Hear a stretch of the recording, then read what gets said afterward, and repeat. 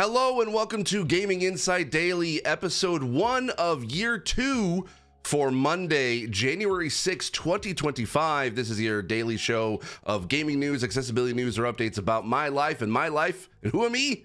Who is me? I'm Steve Saylor. I'll get this intro eventually at some point. Welcome to the show. I have my morning coffee in my gray Twitch logo mug today. And you may be wondering, what is this show? What the heck? What is Gaming Insight Daily? I'll explain that in just a second. But I'm very excited for this particular episode because this is the beginning of a new, I don't want to say era of myself, of my content, but this is the beginning of something that has been in the works for a while. The reason why I say year 2, episode 1 is that this is officially the second year of doing a daily morning show that originally was on Patreon as an exclusive audio show podcast there. And then eventually over the course of last year, made its way to YouTube, which started to get a little bit more traction, a little bit more engagement there. And then I decided at the end of 2024, I want to be able to make this into a full-blown podcast. So that is what this show is. Gaming Insight Daily was formerly called Morning Coffee with Steve, but this is now officially a gaming daily news show. This is scary for me. I did not think that I would be doing a daily gaming news show because I didn't think I could be able to do it. But after doing it for a year and about 230 some odd episodes, I realized I could do it and I could make the time to do it. So that is why I'm excited to be able to kind of rebrand the show into a more like news specific type show. So you're going to be seeing this every weekday morning, hopefully posting around 10 to 10, usually around 10 or 10:30 a.m. Eastern time. And it'll be basically me going through news stories of the day, or anything that came up the day before that I didn't get a chance to check out, obviously because of news getting posted later in the day. So I'm very excited to actually be able to, probably tomorrow will be more news about CES because CES starts up today and there's supposedly some pretty good gaming announcements. We'll get to at least one of those today. But also I wanted to be able to say, yes, this is an official podcast. And that means that, yes, it is available on any podcast platform you want. You can be able to search for Gaming Insight on Apple Podcasts, Spotify, or any podcast player of choice. And it's also available on my YouTube channel at Steve Saylor, as it has been over the course of this past few months last year. I should also mention as well, on Spotify, this is not only going to be an audio show, but this is also going to be a video show. I am uploading the video versions of these, yes, to not only just YouTube, but also to Spotify. So if you're a Spotify account user and you'd like to be able to watch podcasts on there, or if you're interested in checking out a video podcast, definitely give this one a try. You can also leave comments on the show as well. I'm hoping to be able to actually be able to get monetized on Spotify. So if you want to be able to check that out, please do. It would definitely help out and help grow the show so that I could be able to get it potentially monetized.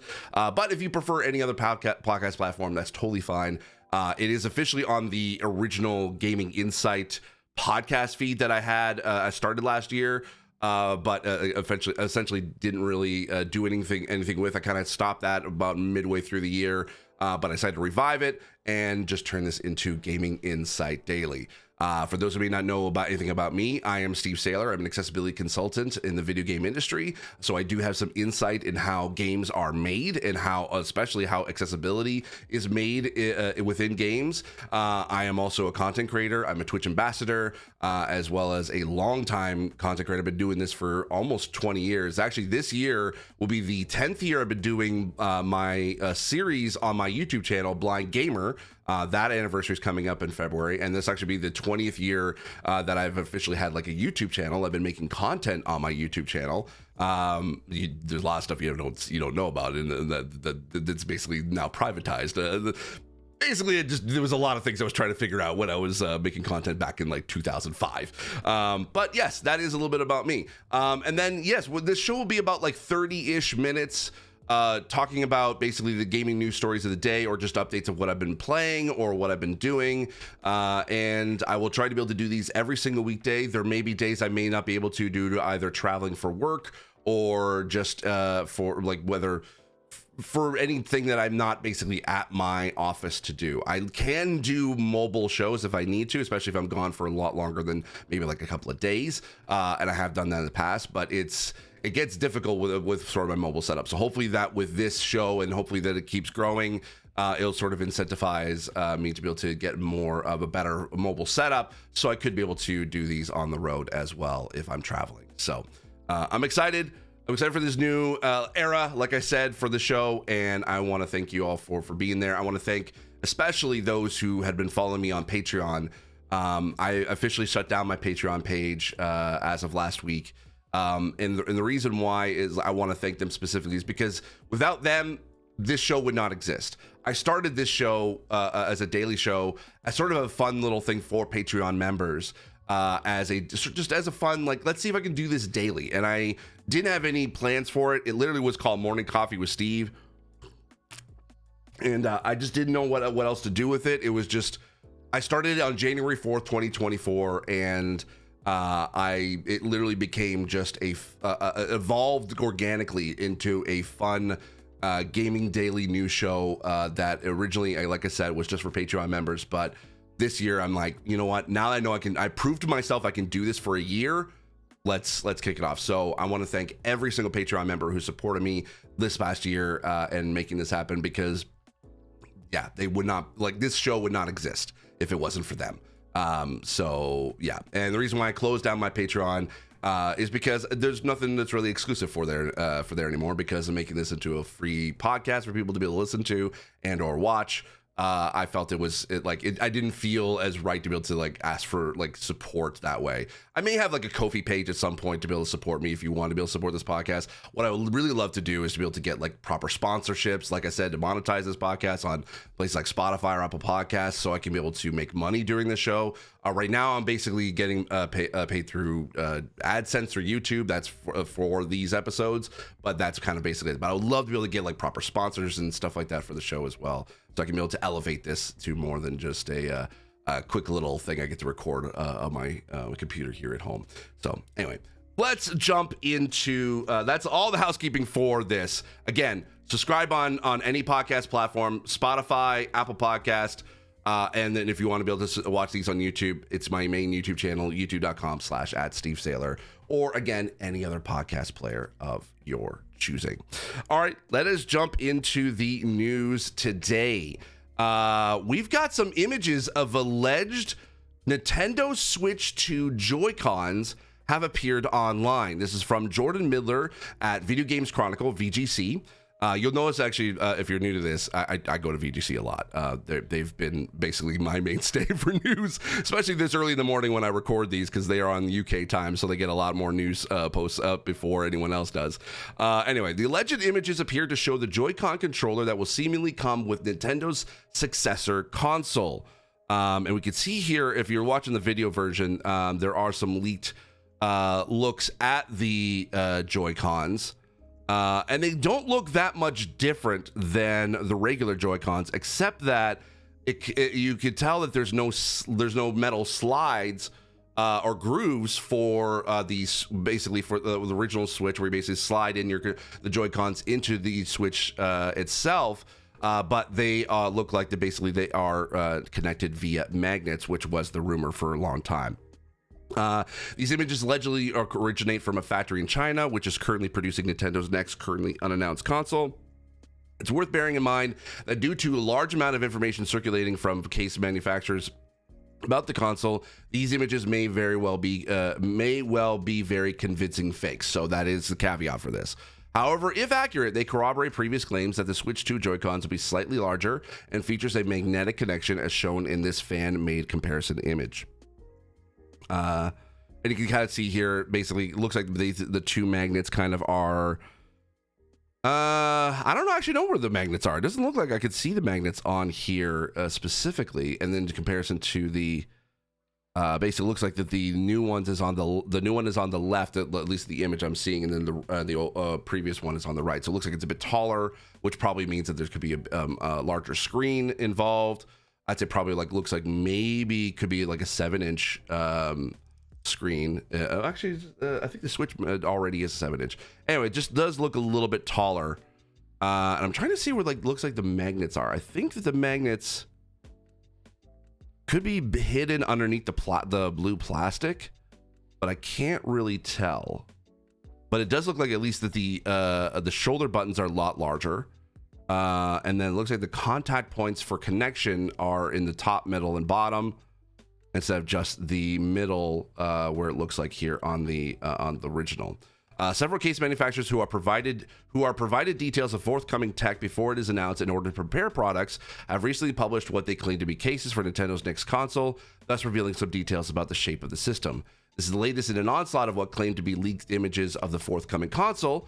The first alleged images of Nintendo's Switch successor appeared online in September, showing design that's not too dissimilar from the company's current gen console. Then earlier this week, alleged images of Switch 2's internal hardware components appeared on Reddit. If accurate, the images appear to confirm previous hardware spec rumors suggesting that the new console will again be powered by NVIDIA hardware. Nintendo has yet to officially reveal its Switch successor, but the company has confirmed plans to do so during its current fiscal year, which ends in March 2025. Now, there was also another story that I didn't pull up, but some fans are speculating that the Switch could potentially be sort of a mouse type controller, which would kind of be almost in a Wii U, or not like a Wii U, sort of like a Wii sort of scenario where it kind of it's using infrared. I don't know, but it definitely, the rumors of Switch 2 as we get closer to announcement are definitely ramping up quite a bit, and I mean, it makes sense. When you kind of already getting into for anything like this, whether Nintendo's, they could try to be able to keep things under wraps, and they do a very good job at it for the most part. But when you start kind of unfortunately, there comes a point when you're in that where you need to be able to get other third-party manufacturers or any other sort of partners to be able to start creating accessories for the Switch 2, or even just developers in general. At some point, there becomes a moment where basically there's too many more people that start to know about what's happening in the Switch 2. So unfortunately, the policing of leaks is a lot harder to do. Nintendo is very good at being able to keep things under wraps. The fact that we've gone this long without really a lot of firm details, or just beyond just speculation or what people have seen as fakes. It's kind of interesting. I'd like to see that they've gone this long, because considering that they did say that they're going to make the announcement before the end of their fiscal, so we should be able to at least hear about what the Switch 2 is going to be like before the end of March. Doesn't mean that the Switch 2 is coming out before the end of March, because if that was the case, then we would have heard about it before, back in probably the fall, closer to the holidays. So I would probably speculate that my original timing of thinking that this might come out either in the fall or in the summer of this year seems to be a little bit more accurate, because you need at least about 6 to 8 months of lead up once you announce it to kind of before launch, basically just to kind of get partners and ready for selling it, also for pre-orders and stuff like that, and also for game developers to be able to have their make their announcements of their games that are coming for the Switch 2. And stuff like that. So you need that. That's why you need that ramp up. It's not like they could just announce and then release within a couple of months, unless they have a very massive marketing campaign. But here's the thing: the year one of the original Switch, when it came out in 2017, had a lot of banger first launch titles. That basically, I mean, just the two biggest ones is Legend of Zelda: Breath of the Wild and Super Mario Odyssey, and then they had quite a few of that first year. So my guess is they're trying to be able to make the first year if bigger, if not at least at the same caliber as the first launch year of the Nintendo Switch. So we're gonna see, unfortunately, a few more leaks as we kind of get closer to that launch date, or that launch or that basically that announcement window. And then we'll know for sure. We'll know for sure what was true, what was fake, And then so unfortunately right now we're still in speculation station, as it were, and we're gonna see more. But again, more rumors of a Switch 2 again as it keeps coming out. Jordan Miller at VGC also reported on the next story, one of the Switch 2's first third-party ports may have been revealed. Warner Brothers could be supporting the new platform this year. Gotham Knights could be coming to Nintendo Switch, Switch 2, according to developer's resume. As found by Doctra81, spotted by Universe on Nintendo, never heard of any of those, a developer who claims to have worked on Gotham Knights has listed the game on his resume for 2 unannounced platforms. The first of which is expected to be the Nintendo Switch due to the game having previously been rated for Nintendo's console. However, the other announced platform seems likely to be the Nintendo Switch 2.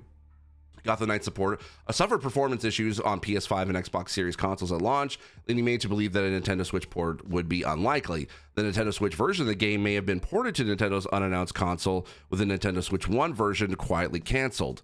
Nintendo has yet to officially reveal its Switch successor, but the company has confirmed plans, as I said, by March 2025. In the absence of official news, a large number of alleged leaks have emerged, claiming to show the console off in various states. We've already talked about that. They've already talked about the hardware specs as well. So already we're starting again. We're still in speculation station whether or not Gotham Knights is going to be able to perform on Nintendo Switch. It's possible. It's not like that. Essentially, that game had kind of pushed the hardware in any significant way. At least of what we saw. It could be more behind like underneath the hood that could be pushing for more graphics. So I think that. Because the Arkham games essentially have been able to run at obviously lower graphical specs than its other games or on other platforms, the fact that those games have been able to run on the Nintendo Switch, with obviously the Arkham collection being for the Switch, I would definitely say that it's probably a good chance that Gotham Knights could be able to see some new love on the Nintendo Switch 2. I would love to. I honestly, I know that a lot of people didn't really like that game as much. I enjoyed it for what it was. As a Batman fan, I definitely like the concept of basically kind of being more part of the Bat family than necessarily Batman himself. I also did like, I'm a big fan of the Court of Owls. They're kind of like my favorite villains in the Batman universe. I did have some gripes of that. I wish it was a little bit more of a slower build up to the Court of Owls instead of just like kind of right away, because the whole point of Court of Owls is that they've been secretive in this entire in Gotham's for the hundreds of years, basically since its inception. And then even Batman always kind of like said that they were more rumors than anything, and he didn't even believe it because he investigated for a long time if you read the comics. But the way they kind of like did the Court of Owls in this, it made it seem as if like they just sort of just like the Bat family just stumbles upon it, and it doesn't seem like very. It basically didn't seem as sort of as secretive as they sort of are legendarily believed. Yeah. Anyway, that's my. But I did like the game for what it was. Anyway, but again, we're gonna see more Switch 2 rumors as we go along. I think probably even this week we probably might see potential more Switch 2 rumors, especially with CES going on, because there's a lot of electronic stuff that's going to be announced there, and there's some gaming stuff that's going to be there. Speaking of CES, we actually have our first sort of look at a leaked image of potentially the NVIDIA 5090. Apparently, the image has leaked online. This is by Andy Robinson over at VGC. The image, published by videocards.com, offers the first look of NVIDIA's new flagship video card. It confirms it's set to feature a significant 3.5 slot thick cooler. The packaging image also offers the first confirmed memory configuration. This particular model from Inno3D is set to, this is actually the picture from, if you're watching the video version. It's set to include 32 gigabytes of GDDR7 memory, which is reportedly twice the capacity of the 5080 model. The RTX 5090 is expected to utilize a GB202 GPU and will be only the only SKU in the RTX 50 line to feature this processor. 5090 is expected to include 21,760 CUDA cores and operate at a thermal design power of 575 watts to 125 watts more than its predecessor. 125 watts more than its predecessor. NVIDIA is expected to officially unveil the GeForce RTX 5090 during its CES keynote, which is due to take place in Las Vegas today at 6:30 p.m. Pacific time. So that'll be 9:30 p.m. Eastern time. So more than likely, whatever gets announced from NVIDIA tonight, we'll be able to talk about tomorrow. But it looks like there's a lot more details about the 5090 that I didn't even realize. The company will likely announce its 50 series graphics cards during the keynote. Retail listings for RTX 5050, 5060, 5070, 5080, and 5090 have been found online, suggesting the announcements could be imminent. NVIDIA also supply parts for Nintendo's forthcoming successors to the Nintendo Switch. Nintendo plans to announce its next console during its fiscal year, which runs until March 31st, 2025. And a lot of more specific stuff about Nintendo Switch. They'd love to be able to kind of include that in there at VGC. I will say, here's the thing. I am an AMD Red Team user or a member. I have my gaming PC that you can't see in this image, in this video, but I have my AMD gaming PC behind me that is currently running the 6900 XT. It's the Halo Infinite special card that they gave me. I appreciate what NVIDIA does, and I know that NVIDIA is kind of like the main card of choice for a lot of people. I'm still amazed at basically how big these cards get year over year. It looks like, according to this leaked image, that it looks like at least the 5090 card looks to be about the same size as the 40 generation. I'm glad that if that's the case, I'm glad for that, because if they tried to make that even bigger than the 40 generation, I would instantly riot, because I'm just like, that is just way too big. Like, how the heck, like, if basically, like, we're supposed to be able to get better technology, like, better technology is supposed to get smaller. We're not supposed to get, like, have to add extra weights into our PC in order to be able to get these things to work.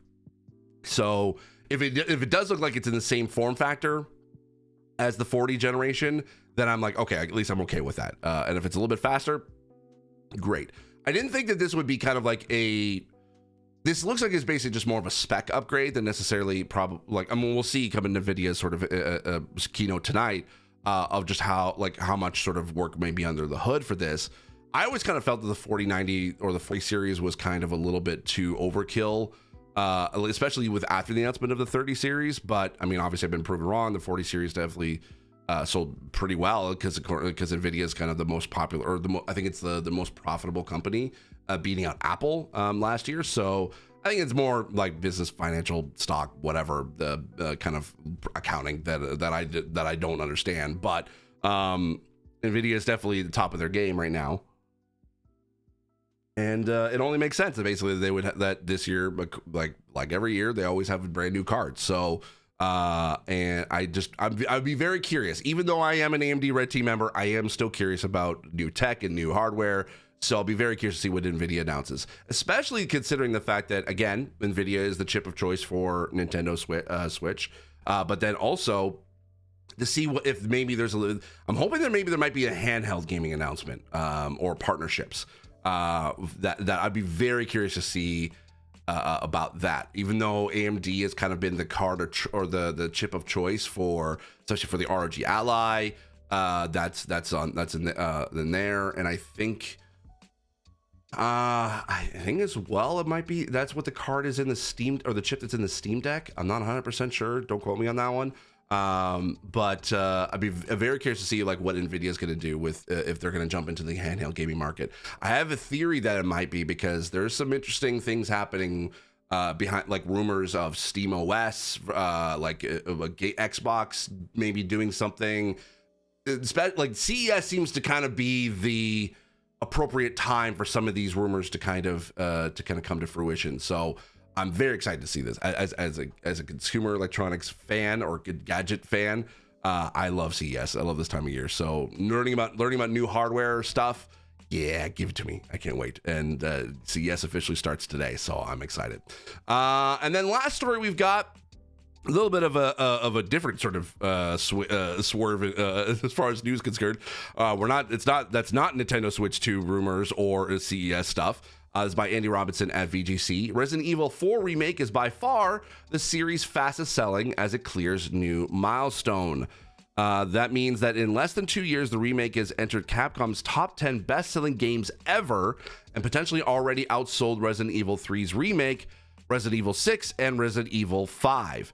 As noted by business development manager and Resident Evil expert Alex Aniel, this also makes the Resident Evil 4 remake by far the series' fastest-selling installment to date. To reach 9 million sales, RE4 would have sold at least 1 million copies in its 8th quarter on sale October to December 2024.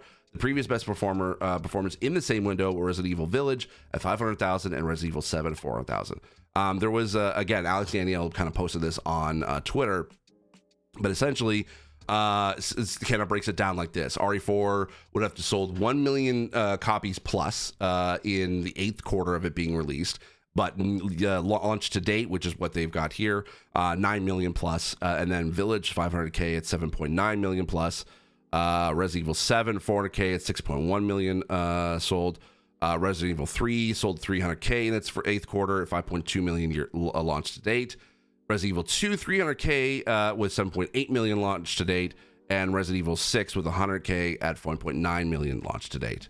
Capcom has released 3 commercially successful Resident Evil remakes so far. The Resident Evil 2 remake was released in January 2019, and as of September, it has sold 14.5 million copies, which is more than any other series entry. Its Resident Evil 3 remake, followed in April 2020, has sold 9.2 million units. The publisher has confirmed it's planning to release more Resident Evil remakes, which VGC understands will continue to be based on the franchise's earliest classic titles. Speaking of December 2023, Resident Evil 4 remake director Yashiro Anpo, sorry, I butchered that, was asked if Capcom wants to add to these with more remakes. Yes, he responded. We've released 3 remakes so far, and they've all been received very well. Since it allows a modern audience to play these games, it is something I am happy to do so. As someone that loves these older games, and we want to continue doing more. What game we will make in the future is something that we would like to announce in the future, so please look forward to it. So, hey, congrats to Resident Evil 4. This is actually a game that I've been meaning to pick up. I have never played it, and ever since the remake kind of came out last year, I've been very... was it last year or was it the year before? I can't remember now at this point. When did Resident Evil 4 come out?